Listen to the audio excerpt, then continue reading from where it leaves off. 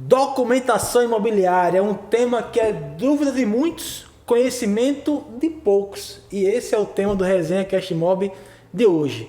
Antes de tudo, não esquece de dar um like, seguir o canal, compartilhar com seus amigos e venha acompanhar com a gente. Roda a vinheta, Chablé.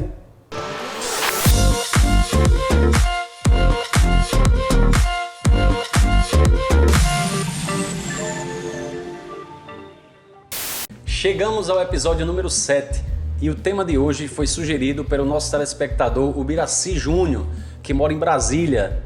Obrigado, Biraci, um grande abraço para você e lembrando a todos vocês que continuem sugerindo, mandando dicas de assunto, será sempre um prazer para a gente abordar todos os desejos de vocês. E hoje o tema é documentação imobiliária, né? Um assunto que é bastante importante no nosso ramo e é um tema que é, como o Valdomiro falou, é dúvida de muita gente, né? E é conhecido por poucos. Eu arrisco dizer que esse é um tema que até os corretores de imóveis, boa parte dos corretores de imóveis, talvez não a grande maioria, mas ali uma parcela dos corretores de imóveis não tem domínio, não conhece quais são os trâmites ali burocráticos até a lavratura da escritura, né? Então esse é um tema que é pertinente para você que está vendendo o seu primeiro imóvel, que está comprando o seu primeiro imóvel e também para nossos colegas, parceiros, corretores de mercado que têm algumas dúvidas ali acerca de qual documentação pedir, acerca do que fazer, acerca do passo a passo para isso aí. Então é um tema muito pertinente, um tema muito legal. E a primeira coisa que eu acho que a gente tem que atentar é principalmente essa dica para os corretores de imóveis, para os agenciadores de imóveis imobiliárias, que quando agenciar um imóvel, essa análise, né, digamos assim, essa anamnese ali do imóvel, ela tem que estar ali logo no início, né, na ficha de entrada. Então, eu tenho percebido e não é incomum situações onde a venda acontece, né, existe ali o interesse, a negociação e quando chega na hora caminha a negociação e quando chega na hora de efetivar o negócio, de assinar, percebe-se que o imóvel não tem escritura, por exemplo. Exatamente. E o corretor, por não ter tido esse cuidado de analisar se existia uma documentação prévia, se aquela pessoa que estava anunciando aquele imóvel, entregando aquele imóvel para agenciamento, era de fato o proprietário daquele imóvel, né? Muitas das vezes, na hora de finalizar o negócio, existe surpresa, né? Então, primeira dica aí, se a gente for falar de dicas, eu acho que para os corretores de imóveis, principalmente, antes de anunciar um imóvel, antes de colocar aquele imóvel para sua carteira, né, de negócios, analisar de fato a documentação daquele imóvel, né? E aí eu queria soltar essa bola para vocês. Qual a documentação que esse corretor, que essa imobiliária precisa analisar? Antes disso, eu acho que era importante a gente falar, retomar um assunto que a gente já mencionou em outros episódios, que dá impressão que se tem erradamente, inclusive por parte dos corretores de alguns que iniciam na carreira e muito por parte dos clientes também, que acreditam que o corretor é um mero vendedor. O corretor também é vendedor. Inclusive tem corretores que nem é tão bom vendedor, mas é um especialista técnico sem igual, né? Então a venda, a ação de venda faz parte do negócio imobiliário, mas ela não é exclusivamente só isso. O negócio imobiliário não é exclusivamente só a venda. Na verdade, o corretor de imóveis ele deve estar preparado para o passo seguinte após a venda, que é a venda, o negócio imobiliário ele só se inicia no interesse de venda, né? No interesse de compra. Então ele se desenrola um trâmite burocrático, jurídico, cartorial, patrimonial, que é um rito, né? Um processo. E a maior parte, repetindo o que você falou, a maior parte a gente se depara muitas vezes que grande parte desses corretores, dos nossos corretores do mercado, não estão de fato preparados para isso. Exato. E eu diria, pegando o gancho aqui do que você está falando e do que Valdomiro falou, eu diria que por dois motivos talvez a gente não tenha essa percepção inicial da observância da documentação. Um é aquele fato de ser da empolgação, né? Muitas vezes a empolgação de quem está comprando, então muitas vezes é o primeiro imóvel, não é? Quando você Já é um investidor que você tem aquela carteirazinha, então ele já está mais minado, né, de algumas situações. Inclusive, por já estar minado, abre até mão de algumas certidões, algumas exigências, que né? É um assunto que a gente também vai falar já. Mas assim, mais pelo aquele sonho, pela aquela empolgação de ser o primeiro imóvel e tal. E por parte de quem está comprando, talvez ele deixe mais de ter essa observância, ou por confiança no profissional que ele contratou, né, ou mesmo por displicência, né? E outro fator também é por causa da não antecipação do cliente vendedor da documentação ao corretor que está responsável pela venda. Porque muitas vezes acontece muito da gente, do corretor agenciar um imóvel e quando pergunta para o cliente, né, tá tudo ok, ele faz. Tudo ok. Tudo ok. Mas aí você entra no assunto que você falou, entra na negociação, vai rolando, bota a proposta, aceitou, arrochou aqui, ajeitou ali, aceitou, vamos colher a documentação. Aí o tudo ok dele é um contrato particular de compra e venda. Então ele não tem escritura, ou tem escritura, não tem registro, né, ou tem documentação. Então eu acho justamente por esses dois fatores, né, que são coisas que diferem muito. Contrato particular de compra e venda, escritura e registro, né? São três passos distintos, né? Eu sei que a gente ainda vai abordar alguns assuntos referentes ao imóvel, a de documentação do imóvel, mas acontece também, Léo, de muitas vezes os vendedores estarem impedidos de vender o determinado imóvel por documentação pessoal. Sim. A gente se depara muitas vezes, o imóvel está até escriturado, tem toda a documentação em dia e registrada, mas o vendedor ele tem problemas públicos, problema de certidão estadual, fiscal, tributário, federal e tal, que acaba impedindo a continuação do negócio, né? A sequência do negócio. Então, de fato é um tema muito importante, muito delicado e que não pode ser negligenciado. Quando a gente evita, quando a gente passa por cima, fecha os olhos para essa documentação na hora da captação, muito provavelmente vai chegar o momento de ter retrabalho, atrasar ou até mesmo de desistência de um negócio realizado. Acaba que a gente pode chegar naquele passo de frustração das partes, né? Exatamente. Tanto frustração de quem está comprando, porque o cara olhou, visitou, se apaixonou pelo imóvel, aí tem Confiou aquela questão, confiou na palavra, aí tem aquela questão da negociação, chegaram no valor e por alguma razão aquele negócio não vai avançar. Como também por parte de quem está vendendo, que também tem uma expectativa ali que o negócio vai desenrolar, vai acontecer. E aí por isso a importância do papel do corretor de imóveis nesse processo.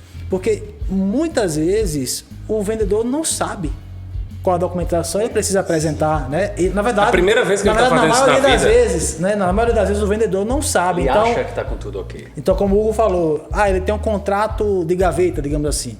Um contrato de compra e venda, que o contrato de compra e venda é o ato inicial, né? Ali é a primeira coisa.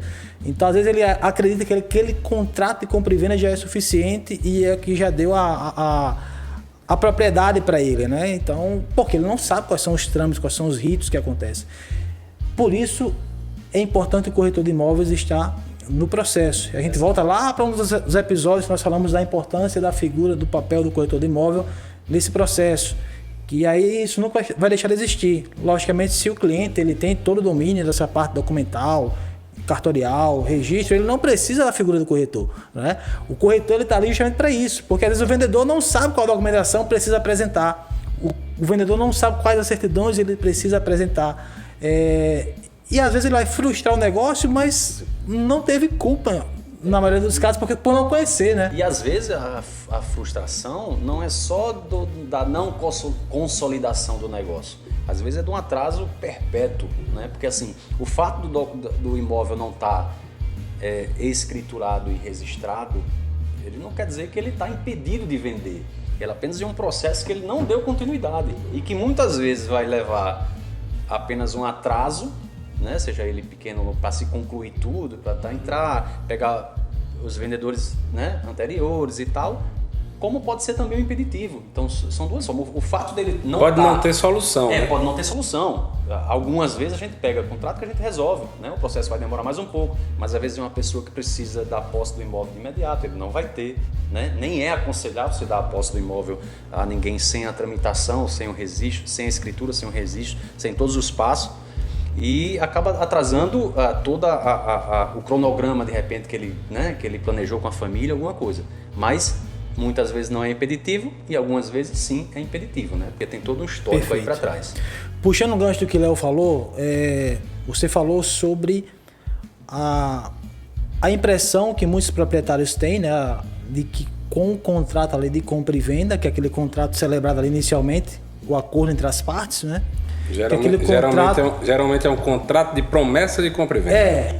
Promessa de compra e venda, às vezes contrato de compra e venda, enfim, mas ali é o acordo inicial entre as partes, né?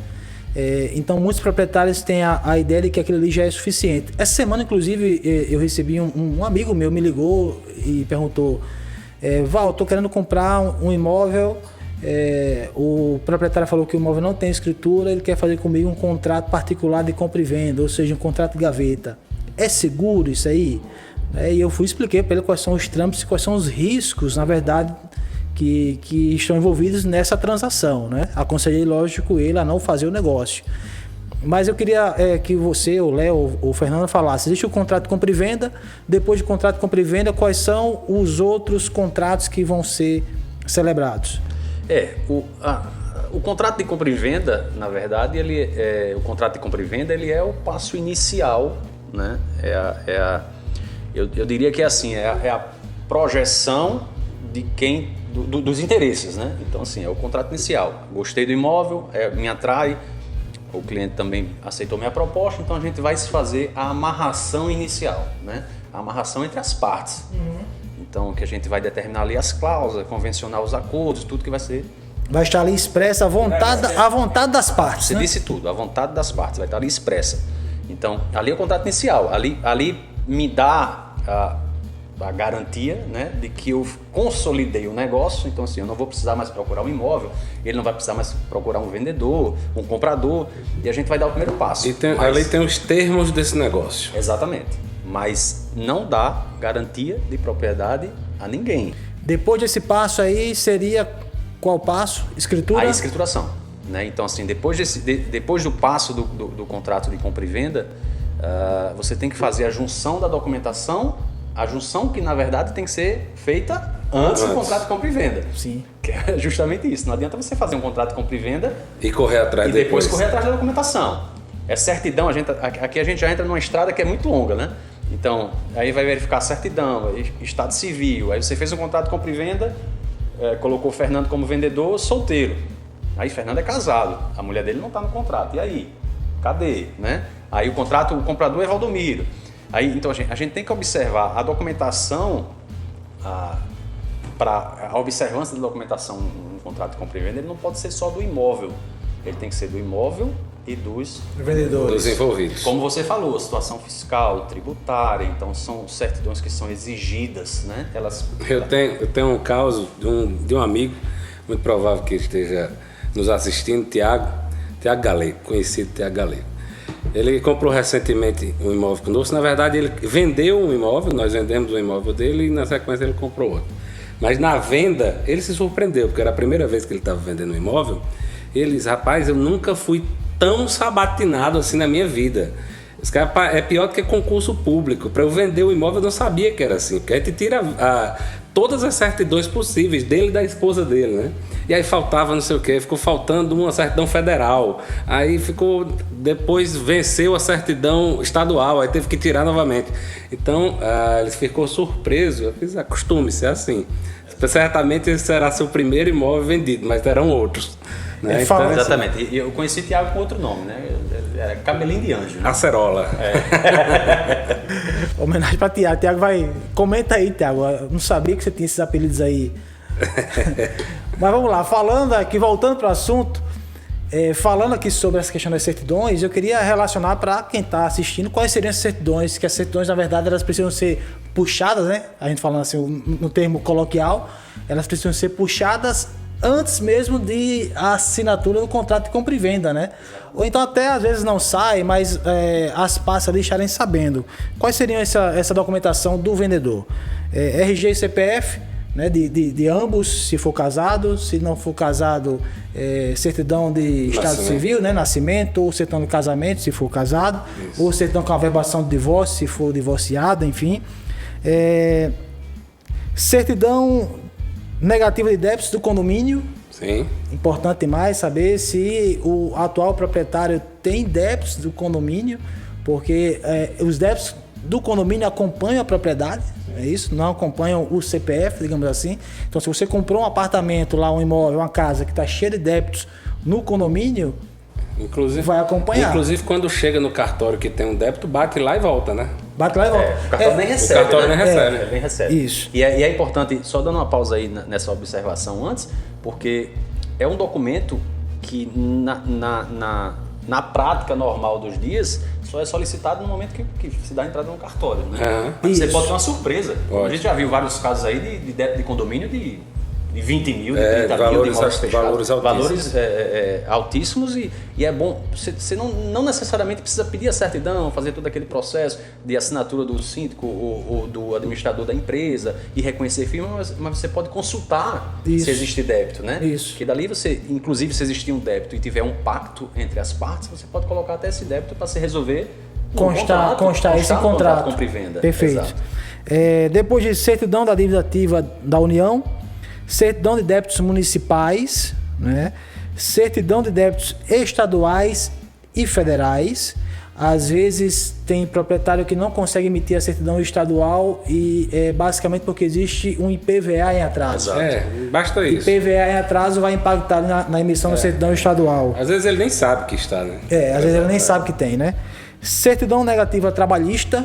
Sim. Importante puxar a certidão porque às vezes o proprietário daquele imóvel tem uma empresa, tem um CNPJ, tem alguma dívida trabalhista e aquele bem pode ser colocado em penhor para garantir o pagamento daquela dívida trabalhista. Eu acabei não prestando atenção. Você falou da certidão do imóvel, da certidão de IPTU? Eu estou falando das certidões dos vendedores, proprietários, né? Perfeito. Então, e aí, certidão criminal também é importante analisar antecedentes, saber isso aí. Execução fiscal. Execução fiscal, enfim. E aí, essas são as documentações dos vendedores, as mais, digamos assim. Esse é o praxe, né? Esse é o de praxe. Exato. Porque existem algumas certidões que são de praxe, que são solicitadas pelo cartório, mas o leque é muito maior. Você tem uma segurança jurídica do negócio. Então, se você for observar, o cartório de início ele não solicita essas certidões para você dar entrada, né? Mas assim, como o leque é muito maior e por segurança jurídica você vai tem que olhar para não ter nenhuma surpresa, né? Exatamente. Então essas são as certidões do vendedor. Além das certidões dos vendedores, né? Vendedor ou dos vendedores, existem as certidões do imóvel, né? Que era essa que o Fernando ia falar. Isso mesmo. Que as certidões do imóvel são a certidão negativa municipal, né? Quando se puxa ali. Que a gente chama de certidão de ônus, né? Na verdade, a certidão de ônus ou a certidão do TRTO são as que são emitidas no cartório, né? E aí existe uma discussão de que, como a certidão de ônus, todas as outras certidões, elas são emitidas na internet de forma gratuita, né? Isso. Com exceção, bem prático, né? Com exceção da certidão de ônus e certidão do TRTO, que são emitidas no cartório e são pagas, né? Então existe até uma dúvida aí, quem é que paga, né? A certidão do TRTO é uma certidão mais cara, então quem é que paga a do TRTO, quem é que paga a de ônus? Exatamente. No meu ponto de vista, são duas certidões distintas com o mesmo propósito, quase com o mesmo propósito, né? Porque a certidão de ônus ela vai passar para você se o imóvel existe alguma penhora, se existe algum arresto, se existe algum débito público, né? Então ele vai dar publicidade a esse débito. A certidão do TRTO é uma certidão de nascimento do imóvel. Então ele vai falar a história do imóvel, né, do nascimento, os proprietários que já tiveram, que já passaram, mas é uma certidão específica. Geralmente em casos de venda com financiamento bancário, o banco exige a certidão de TRTO, né? Na maioria dos casos. Exatamente. Aí no meu entendimento, que eu acho que é o de vocês, pelo menos a gente tem mantido essa prática no escritório, é que quando se é exigida, não, que na verdade a certidão de ônus seria o correto é você tirar sempre, né? Então assim, se eu estou vendendo um imóvel, eu tenho a obrigação de mostrar que o meu imóvel está apto para venda, correto? E apresentar a saúde dele, né? Exatamente. Então a certidão de ônus é obrigação minha. Já cumpre esse propósito. Eu tenho que mostrar. A certidão de TRTO, a opção de comprar através do financiamento não é minha, de vender através de financiamento, é sua, né? Então você está comprando meu imóvel através de financiamento, eu não tenho esse é o meu entendimento, né? É claro que existem vários entendimentos, é meu ponto de vista, na verdade. Eu não tenho a obrigatoriedade de lhe passar uma certidão de inteiro teor quando a opção de compra de financiamento é sua. Até porque é uma exigência do banco, não é isso? É uma exigência do banco, e do banco que está financiando, o seu banco financiador. E por que existe essa discussão? Por causa do preço. Porque existe um custo, né? Um custo e um prazo, né? Como um custo e um prazo. Como o Valdo falou, a maioria dessas certidões que nós falamos, a grande maioria, quase totalidade, são certidões emitidas gratuitamente. Agora, as certidões de ônus e inteiro teor, elas são cobradas pelos cartórios respectivos. É isso? Perfeito. Aí a gente pode até falar sobre região de cartório, tal, região quais os cartórios competentes para cada região. Pode ser um tema de algum episódio futuro. Pode ser. Então, assim, só para finalizar essa questão das certidões, a certidão de inteiro teor ela tem um custo mais elevado e ela tem uma validade de 30 dias. Né? Então, por isso que nos nossos contratos, aí lógico, vamos voltar lá para contrato de compra e venda. O que for acordado entre as partes é colocado lá em contrato. Se as partes acordarem que quem vai pagar aquela certidão é quem está vendendo, beleza, prevalece a vontade das partes, né? Mas de praxe, como a informação em si ela é pública, quem está comprando imóvel ele pode se dirigir até o cartório, o corretor pode se dirigir até o cartório e consultar a informação. Solicitar a informação. A informação é pública. Então ele pode ir lá e ler a certidão de inteiro teor no cartório. A impressão do papel, o documento que ela paga. E quem exige o documento, o papel, é o banco financiador. Exatamente. Né? Então, e aí, se é uma compra à vista, que não exige a certidão de inteiro teor, a certidão de ônus já é suficiente. E aí, de fato, concordamos aqui que é uma obrigação do vendedor, tá, né? Do vendedor, de apresentar ali que o imóvel ele não tem nenhum arresto, não tem nenhum embaraço, enfim, não tem nenhum ônus de fato, né? Sim. Exatamente. Então, para finalizar essa questão, para a gente voltar lá para a questão do contrato de compra e venda. Então, antes de celebrar o contrato de compra e venda, antes de assinar o contrato de compra e venda, analisar e puxar certidões do imóvel e certidões dos vendedores, né? Na experiência do negócio, a gente pode até refletir e concordar com isso. Pare para analisar os casos anteriores. Geralmente, para não dizer que é regra, mas geralmente, os proprietários que estão colocando seus imóveis à venda, que se recusam a fornecer esses documentos, geralmente são esses imóveis que dão algum embaraço lá na frente, né? Porque se o imóvel ele tem, isso aí já é mais uma orientação, né? Uma percepção para os colegas corretores, que se existe alguma resistência para fornecer determinado documento, determinada certidão do imóvel, na hora de você captar, desconfie, porque é muito provável que esse imóvel tenha uma surpresa lá na frente. Sim. E a gente fala de certidões aqui e assim, a gente está dando só um prazo, mas a quantidade de certidões é imensa, né?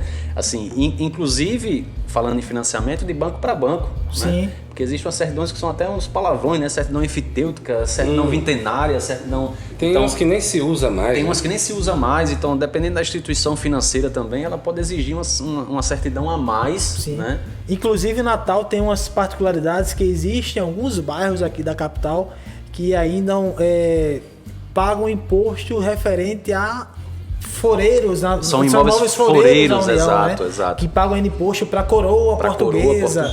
Então, laudêmio, enfim. Então, existem algumas particularidades aí, algumas certidões que não são certidões aí, digamos assim, as normais, né? Mas durante o processo podem surgir algumas certidões ainda que são necessárias, tá? Mas para avançar sobre esse assunto, depois que apresentou as certidões dos vendedores e do imóvel, a gente pode, enfim, fazer o contrato de compra e venda assim, com a segurança, né? Exatamente. E poderíamos passar para o segundo passo, né? Mas até fazendo só uma observação sobre a questão das certidões, existe a opção, na verdade, de você dispensar a certidão. Então, você pode escriturar o imóvel, você pode dar continuidade e comprar o imóvel com algum débito de PTU, de repente, você pode fazer a dispensa dessa certidão. Isso não quer dizer que o débito vai ser... Não. vai ser Extinto. sanado, extinto, perdoado ou não. Na verdade, E nem quer dizer que o débito vai ficar com o vendedor anterior. Sim. Na verdade, quando você assina o documento de dispensa, quando você tem essa solicitação, você não só dispensa certidão, como você assume toda a responsabilidade sobre aquela dispensa.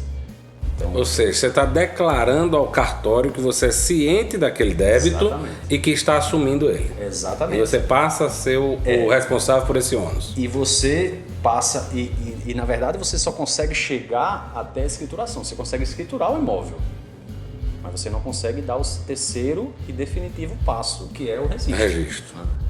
Perfeito. Então, depois do passo do contrato de compra e venda, a gente vai para o passo da escritura do imóvel. Isso. Certo? E aí tem aquela frase célebre: só é dono quem registra. Isso. Né? Exatamente. Então, isso quer dizer, se eu tenho a escritura, o imóvel é meu, Não. porque só é dono quem... Você é possuidor do imóvel. Certo. Então assim, porque a escritura pública, quando você faz a lavratura da escritura, ela valida esse documento em cartório para o terceiro passo definitivo. A escritura ela vai validar o que foi acordado no contrato de compra e venda. Exatamente, com pesquisa inclusive os cartórios, ele tem para dar o terceiro passo, que é a questão do registro, ele tem o cartório tem uma pesquisa que é uma central de indisponibilidades, né? Então, que ele faz essa consulta, é uma consulta geral, que ele verifica se esse imóvel existe alguma disponibilidade, porque você pode escriturar o imóvel estando indisponível, você não vai conseguir registrar, né? Então, com base nessa pesquisa, com essa verificação, a escritura nada mais é do que a validação do seu documento para o terceiro passo, que é o registro, que é quem faz com que você deixe de ser possuidor para ser proprietário, né? Então vamos lá. O registro do imóvel, ele é a garantia. É o de que RG do imóvel, é o RG. documento, né? Tá. Do imóvel. É o que fez o imóvel, tipo, o imóvel agora é meu, está registrado no meu nome, o imóvel é meu. Agora é meu. Enquanto ele está escriturado, eu sou o possuidor, não sou o dono, tá? Então, Exatamente. só para resumir o que a gente falou até agora, primeiro passo, contrato de compra e venda ou promessa de compra e venda. Segundo passo, escritura do imóvel. Terceiro passo, registro do imóvel, que aí a gente finaliza aí esse ato. Que é onde aí, ele dá publicidade a todo o ato, né? Que você sim, é o que torna público o ato do... Perfeito. Aí tem duas dúvidas que geralmente acontecem e que chegam aqui no escritório, tá? Primeira delas, em que momento eu pago o imposto de ITIV, né? E segunda dúvida, a escritura eu posso fazer em qualquer cartório? Tá. A questão do ITIV, para algumas regiões ela muda um pouco de nome, né? A gente aqui na nossa região a gente chama de ITIV, que é o Imposto de Transmissão Intervivos, né? E em algumas regiões ele vai para ITBI, então tem outras nomenclaturas. De praxe, na prática, esse ITIV ele é gerado, né? Ele é gerado pela Secretaria de Tributação, né? Que é 3% do valor da avaliação da prefeitura. E de praxe ele é gerado para ser pago no momento da escritura, certo? Mas já existe um entendimento do STF em relação acerca do pagamento do ITIV ser somente na transmissão de propriedade. Porque já que o ITIV é um imposto específico para transmissão de propriedade, a transmissão só se dá no registro. Na conclusão. Na conclusão. Então, já existe esse entendimento. Então, o correto seria pagar só no registro. Mas se a gente pegar aí não é o que se pratica. Não é o que se pratica. É errado? Não. Então você está dando celeridade ao processo, na verdade. Você está pagando ITIV, você está se antecipando e tal, e paga. Mas a obrigatoriedade é só no momento do registro, da transmissão. É isso aí. E quanto à questão do cartório, de se existe uma obrigação, um cartório específico para ser escriturado, não. Você pode fazer sua escritura da sua compra e venda em qualquer cartório público. A escritura a gente consegue fazer em qualquer cartório. Inclusive existe diferença de preços, de Sim. taxas cartoriais, de um para outro. Então a gente vê muito isso, né? Entre estados, Entre inclusive. estados, né? Tem gente que vai para outro estado para escriturar, imóveis muito caros, tal, e faz a escritura pública em outro local, em outra cidade, do interior e tal. Mas o registro não. O registro, esse sim, ele tem um cartório específico para cada imóvel. É um cartório específico para cada endereço, na realidade. Circunscrição. Existe uma região, né, mapeada em cada cidade, e aquelas regiões elas têm os seus cartórios específicos. Exatamente. E aí a gente tem que consultar, geralmente os corretores já sabem a qual cartório recorrer, e isso é uma informação pública também. Depende do bairro onde tiver, vai ser num cartório ali mais próximo. Vamos supor, contextualizando aqui em Natal, se o imóvel for em Ponta Negra, vai ser ali no 7º ofício. Se o imóvel for em Tirol, vai ser ali no 3º ofício, eu acredito, né? Pode ser no 6º também. Pode ser no 6º, enfim, mas vai depender de onde está o imóvel. Aí o registro precisa ser no cartório específico do imóvel. Exatamente. Existe uma demarcação, né, que a gente chama de circunscrição, né, que é onde determina a responsabilidade de cada cartório sobre aquele registro. Né? Geralmente no interior só tem um cartório para isso, né? Cartório único da cidade tal, o primeiro cartório, primeiro ofício de notas. Então, geralmente no interior é mais fácil, mas nas capitais tem vários, tem mais de um. Exatamente. Ou em cidades maiores. E essa opção, como você falou, de fazer num cartório diferente, nem sempre é um aconselhamento do profissional, que ele está comprando, né? Às vezes até o cliente eu já tenho o meu cartório, aí eu conheço, sou do interior, então eu queria fazer lá, ele consegue fazer. Já tem um tabelião conhecido, que pode de repente dar um desconto, né, ou não para ele, alguma coisa. Só que ele vai só até esse passo da escritura, né? Da lavratura, né? O registro é obrigatoriamente no cartório de registro. Beleza. E só dando uma palhinha aqui, isso pode ser tema de outro assunto, que é dúvida também de muitos clientes, que é acerca da venda de imóveis que ainda possuem financiamento bancário, né? Então tem muitos casos de clientes que dizem, eu tenho imóvel que ele é financiado ainda com banco, eu posso vender esse imóvel, eu posso transferir esse imóvel, esse financiamento para outro cliente. Então isso vai ser um assunto legal para a gente falar depois, mas eu queria me atentar para um fato específico. Se o imóvel ele é financiado e está sendo vendido, vai existir uma quitação, né, daquele imóvel. E para que o imóvel ele venha a ser registrado novamente para outra pessoa, né, para que o trâmite burocrático ele percorra normalmente, quem está vendendo precisa solicitar uma baixa de hipoteca, né, uma baixa de alienação. Se tiver quitado. Né? Se tiver quitado. Você apresenta geralmente um documento vindo da instituição financeira no cartório, e o cartório faz essa baixa dessa alienação. Isso, porque tem muitos casos que o proprietário diz, o teu imóvel ele era financiado, eu quitei esse imóvel. Aí ele tem o termo de quitação do banco, mas ele não foi até o cartório da baixa nessa alienação, da baixa na hipoteca. Então é importante o corretor ou o comprador, né, que estiver comprando imóvel que tem ali a quitação, o cara quitou o imóvel com o banco, observar se foi feita a baixa da hipoteca. E é importante você falar isso aí, só um adendo rapidinho, porque quando você já está praticando a venda de um imóvel que está com financiamento bancário, né, o que ainda está com financiamento em trâmite, geralmente é uma preocupação a menos, porque o imóvel ele já apresenta a escritura pública, redondinho e tal. Verdade. Geralmente. Até porque o contrato de financiamento ele tem poder de escritura pública. E no caso da primeira venda lá, quando ele foi financiado, o banco exigiu toda a documentação do imóvel. E se ele tivesse qualquer impedimento, não teria sido realizado. Exatamente. Não quer dizer que agora ele não tenha que ainda tirar a certidão dos vendedores, certidão de IPTU. Então, assim, na teoria é um imóvel que tem tudo para estar redondo, né? Na teoria. Mas já é um grande passo em relação a você ter só um contrato de compra e venda na mão. Pessoal, então é isso. A resenha hoje rendeu bastante. É muito provável que a gente tenha esquecido de falar de algum ponto, né? Porque o assunto ele é muito vasto.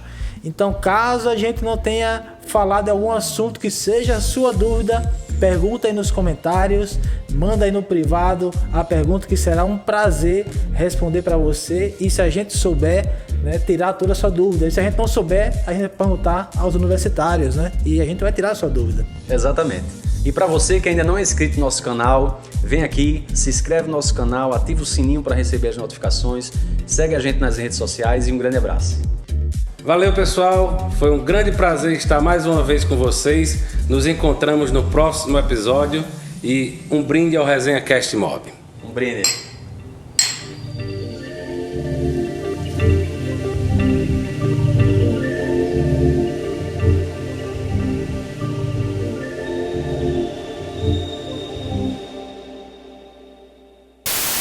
Bora!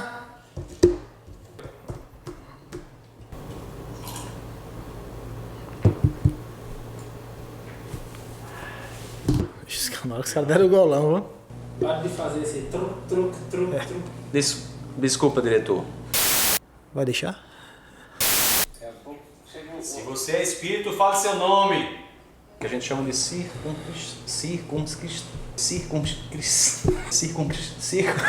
circunscrição, né?